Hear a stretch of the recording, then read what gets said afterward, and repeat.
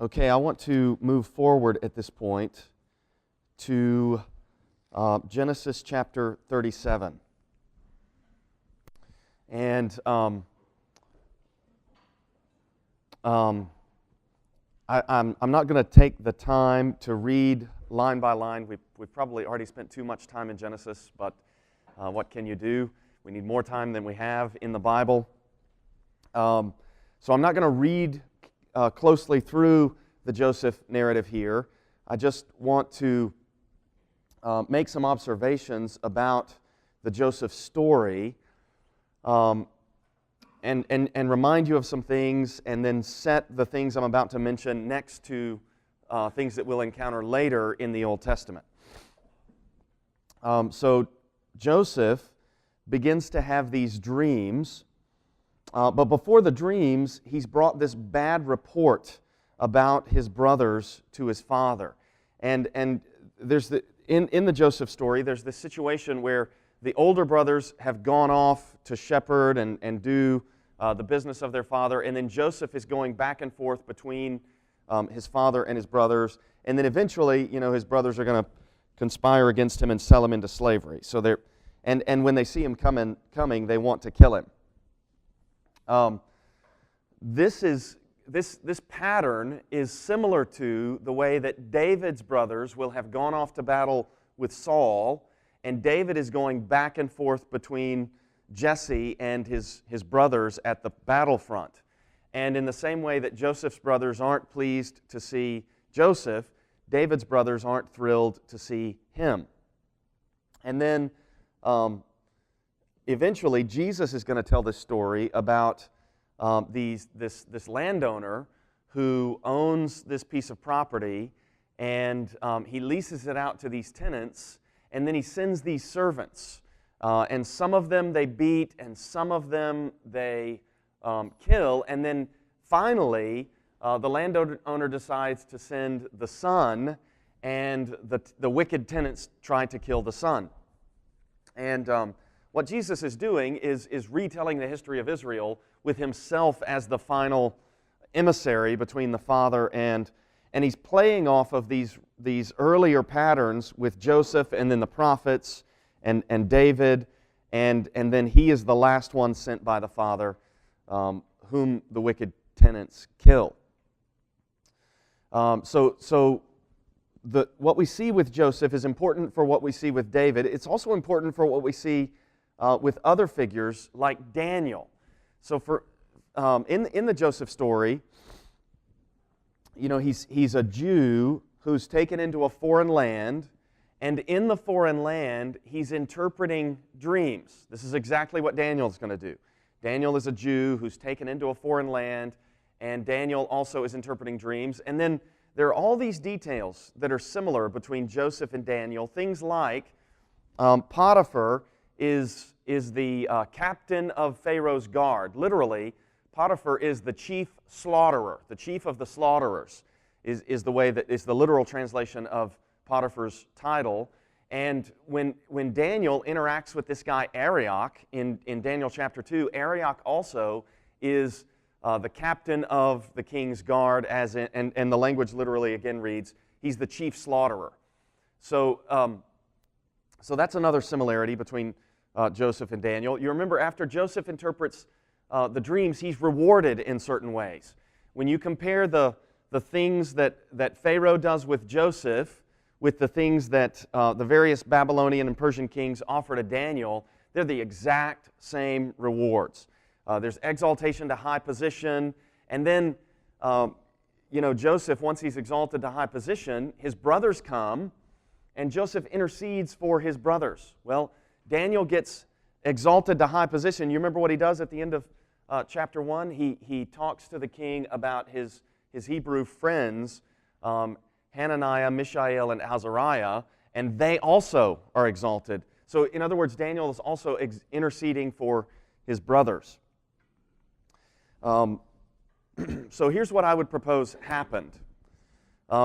Moses sees this, he receives these traditions about Joseph, and he perceives that this is significant, this is important, perhaps on the basis of the way that there are similarities between Joseph's experience and the experience that Moses himself lives through. So let me just talk briefly about that. The dreams that Joseph receives show that he is the one who is going to be exalted. Similarly, Moses realizes, according to the book of Acts, God is going to use me to bring Israel out of Egypt. And so the Lord has designated Joseph and He's designated Moses. Joseph comes to his brothers and he's like, hey, you guys are going to bow down to me. And they don't receive that so well. They don't appreciate that. Moses comes and he sees a Hebrew beating another Hebrew and he's like, hey, what are you guys doing? The Lord's going to use me to bring you out of Egypt. And they don't appreciate it. Who made you ruler and judge over us? So Moses is received essentially the same way that Joseph is. Joseph, after revealing these dreams to his brothers, is eventually sold into slavery. For a long time he's away from his brothers.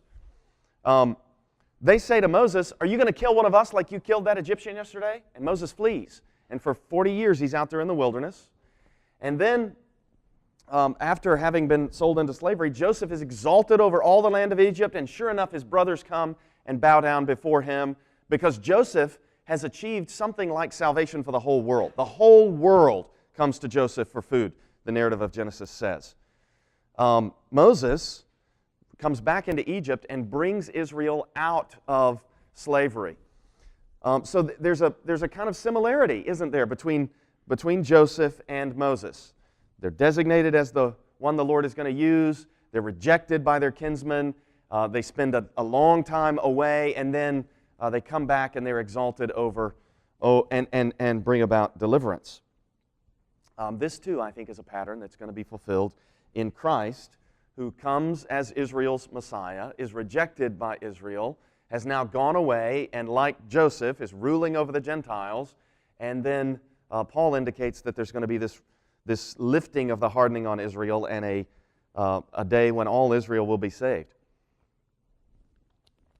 So there are important parallels between Joseph and Moses and David, and all of these typological patterns are going to come to their culmination and fulfillment in Christ.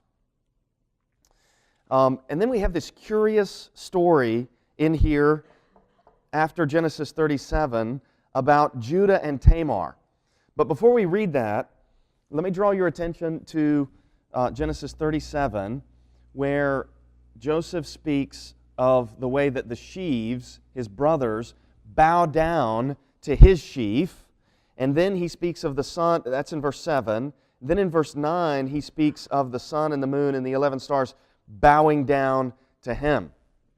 Okay, and we noted last time how in the blessing of Isaac over Jacob, Isaac had said, be Lord over your brothers, and may your mother's sons bow down to you.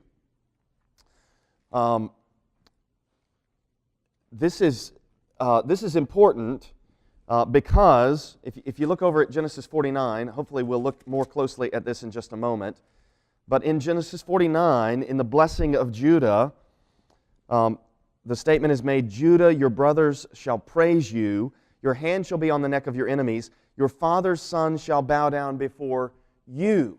So the position of honor that Isaac gave to Jacob and then that Joseph experienced is in some way transferred to Judah in that blessing at the end of the book. But that's not where Judah starts. Let's look at Genesis chapter 38 and we'll consider where Judah is. So Genesis 38, 1 and following. It happened at that time that Judah went down from his brothers and turned aside to a certain Adullamite, whose name was Hira. There Judah saw a daughter of a certain Canaanite, whose name was Shua. He took her and went in to her, and she conceived and bore a son and called his name She conceived again and bore a son, and she called his name Onan. Yet again she bore a son, and she called his name Shelah. Judah was in Chezib when she bore him. And Judah took a wife for his firstborn, and her name was Tamar. But Er, Judah's firstborn, was wicked in the sight of Yahweh, and Yahweh put him to death. So the Lord just kills this guy. And now we haven't received the details about this yet, but Moses, I think, is assuming what is later going to be discussed in Leviticus, this custom of Levirate marriage. Levirate marriage is a situation where if an older brother is married and dies without an heir, the younger brother's responsibility is to raise up seed for his older brother. So he is to take his older brother's wife and marry her, and then the first child born to them will not be his son, it will be his older brother's son. And this is a situation or a custom, a commandment that applies even if the younger brother is already married. So there's a polygamous kind of component to this. This whole issue is going to be relevant in the book of Ruth, where this whole thing of Levirate marriage is also going to be at play. The oldest son, Er, is dead. So verse 8, Judah said to Onan, "Go into your brother's wife and perform the duty of a brother-in-law to her, and raise up offspring for your brother." Now, why would Onan not want to do this? Well, we're dealing with a patriarchal culture. We've talked a little bit about this already. The lion's share of the inheritance is going to go to the eldest son, and then the eldest son, when the father dies, is going to become the patriarch. And so if I'm Onan and my older brother dies, if I take my older brother's wife, let's say I've already got kids. So let's say that I'm already married. I'm Onan, I'm already married. I've already got a son whom I love very much. My older brother's just died. What does that do to the patriarchy? I could become the patriarch. And if I become the patriarch, then my oldest son becomes the patriarch. And at that point, we're the rich ones because we get the lion's share of the inheritance. But if my older brother's alive, he's going to be the rich one that everybody else in the family depends upon. And if my older brother dies, and I take my older brother's wife and have a child, a male child, by her, that kid's the patriarch because he's in the line of descent. And he's the rich one, and I'm poor, and my firstborn son is poor. You see how this works? And if we're dealing with people that are not born again, if we're dealing with people that are selfish, what do you think they're going to do? They're going to do exactly what Onan does. Verse 8, Judah said to Onan, "Go into your brother's wife and perform the duty of a brother-in-law to her and raise up seed for your brother." But Onan knew that the offspring would not be his older brother's kid. And that guy is going to get all the money. So whenever he went into his brother's wife, he would waste the semen on the ground so as not to give offspring to his brother. So he's making sure that he does not, or he's trying to make sure that he does not impregnate his brother's wife. Verse 10, "And what he did was wicked in the sight of Yahweh, and he put him to death also." So the Lord, now this is not a different God in the Old Testament than what we see in the New Testament. God has His standards, and anybody that doesn't meet His standards, God doesn't owe anybody mercy. So God decides these guys are not going to live, they're displeasing to Him, He puts them to death. He has that prerogative. He has that right. Verse 11, "Then Judah said to Tamar, his daughter-in-law, 'Remain a widow in your father's house till Shelah, my son, grows up.' For he feared that he would die, like his brothers. So Tamar went and remained in her father's house." So there's a little bit of deception here. The deception is, I'm going to give you Shelah when he comes of age. But we're being told by the narrator that actually he's afraid for Shelah's life and he doesn't want to give her. He doesn't want to give Shelah to Tamar.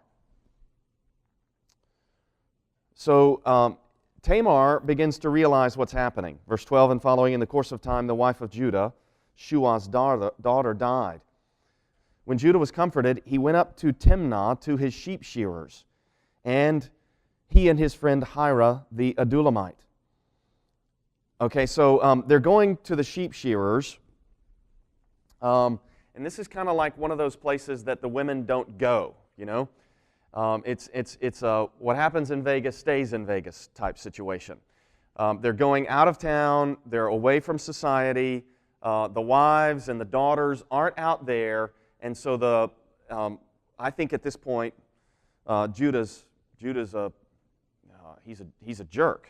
He's a fleshly, unregenerate, self-centered man, and so he's going to do what unregenerate, fleshly, self-centered men do when they get away from restraining influences. Verse 13, when Tamar was told, "Your father-in-law is going up to Timnah to shear his sheep," she took off her widow's garments and covered herself with a veil, wrapping herself up, and sat at the entrance to Enaim, which is on the road to Timnah. For she saw that Shelah was grown up, and she had not been given to him in marriage. When Judah saw her, he thought she was a prostitute, for she had covered her face. He turned to her at the roadside and said, "Come, let me come into you," for he did not know that she was his daughter-in-law. She said, "What will you give me, that you may come in to me?" He answered, "I will send you a young goat from the flock." And she said, "If you give me a pledge until you send it." He said, "What pledge shall I give you?" She replied, "Your signet and your cord and your staff that is in your hand." So he gave them to her and went into her, and she conceived by him. Then she arose and went away, and taking off her veil, she put on the garments of her widowhood.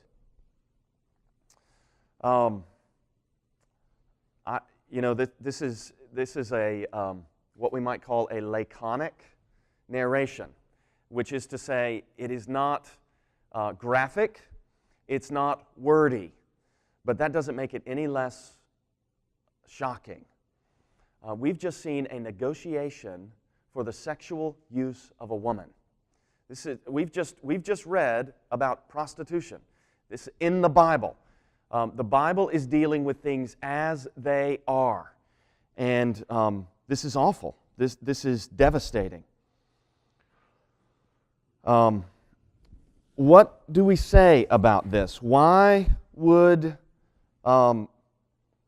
this be in the Bible? I think this is in the Bible mainly to show us how gracious God is. This is in the Bible not because what Judah did was right. This is in the Bible because God uses the messy circumstances of the real world to bring about redemption. And God is preserving the line of descent that's going to go from Adam and Eve through Abraham, through Judah. And what we're seeing is how the Lord works all things together for good. I mean, this is horrible. And God is going to work this together for good to bring about redemption.